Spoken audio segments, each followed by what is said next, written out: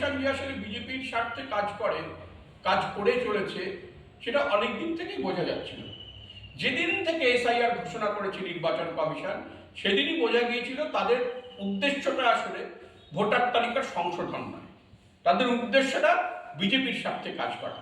এখন যখন ভোটের দিনক্ষণ ঘোষণা হয়ে গেছে, তখন নির্বাচন কমিশনের কাজকর্ম দেখে বোঝা যাচ্ছে, আরো পরিষ্কার, আরো স্পষ্ট হয়েছে যে বিজেপির স্বার্থেই তারা কাজ করছে। যেদিন ভোটের দিনক্ষণ ঘোষণা হলো, সেদিন মাঝরাতে রাজ্য প্রশাসনের শীর্ষ স্তরের আমলাদের বদলি করে দেওয়া হলো। রাজ্য সরকারকে কোনো বিকল্প নাম রাজ্য সরকারের কাছে চাওয়া হলো না।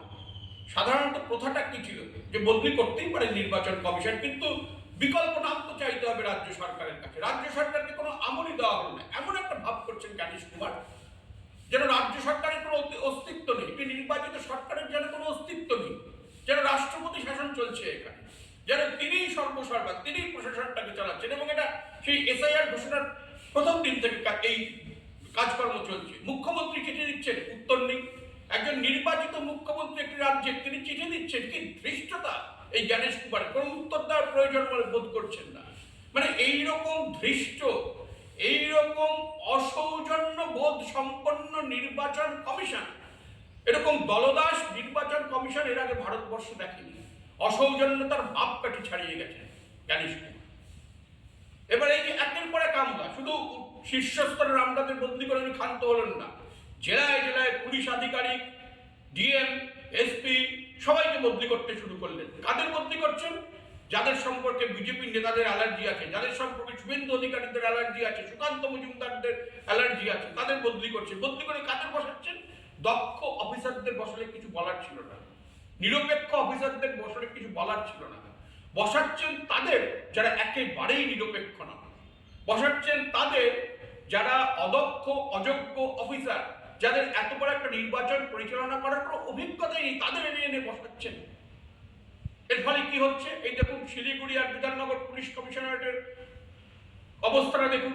ওই দুই পুলিশ কমিশনারেটের যারা পুলিশ কমিশনার, তাদের বদলি করে দিয়েছিলেন জ্ঞানেশ কুমার। বদলি করার সময় ভাবেননি যে ওই পদগুলোর দায়িত্ব করা নেবে। নির্বাচনের সময় এরকম পদ তো খালি থাকতে পারে না পুলিশ কমিশনারের, সেটা ভাবেননি, উনি বদলি করে দিলেন সত্তরাতে। পরে যখন বুঝতে পারলেন যেটা বড় ভুল হয়ে গেছে, তখন তাদের আবার পুরনো পদে ফিরিয়ে গেলেন। এটা কি ছেলে খেলা হচ্ছে? ভোটটা কি ছেলে খেলা? জ্ঞানেশ কুমারের ছেলে খেলা ভোটটা?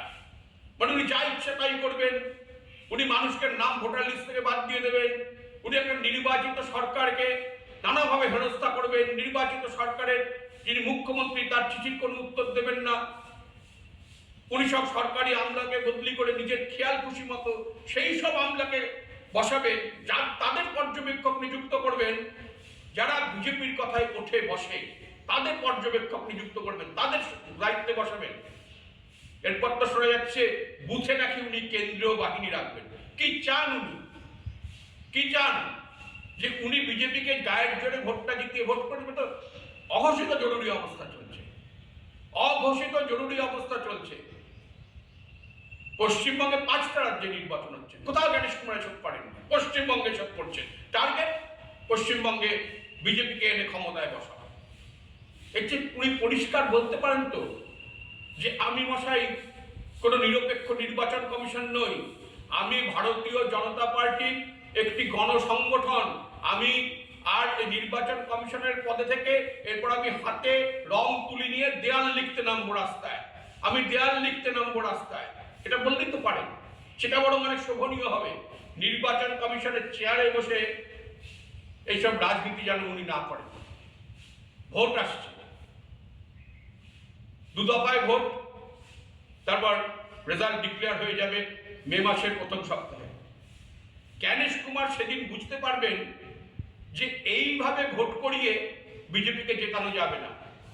অবসর নেবেন তো একদিন জ্ঞানেশ কুমার। অবসর জীবনে উনি শ্রদ্ধা পাবেন কারুন, সম্মান পাবেন কারুন। ওকে একজন কলঙ্কিত, ভারতের নির্বাচনী ইতিহাসে একজন কলঙ্কিত মানুষ হিসেবে সারা জীবন আক্ষেপ করতে হবে। এইটা যেন জ্ঞানেশ কুমার মনে রাখেন।